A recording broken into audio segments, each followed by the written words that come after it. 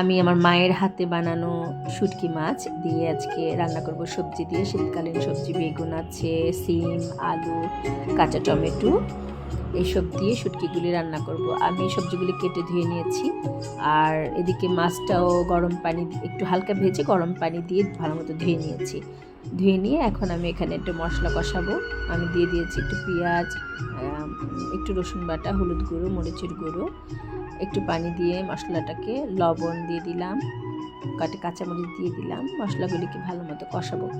মশলা কষানো হয়ে গেলে আমি সেই ধুয়ে রাখা শুটকি মাছগুলো দিয়ে দিলাম। দিয়ে মাছগুলো কষানো হলে ভালো মতো আমি এখন সবজিগুলি ঢেলে দিলাম।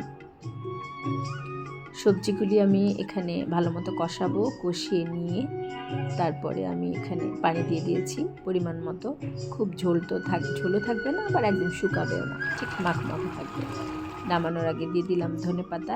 এই তো হয়ে গেল আমার শুটকি মাছ রান্না। গরম ভাতের সাথে খেতে দারুণ। মাংসর চেয়েও বেশি আমার পছন্দ।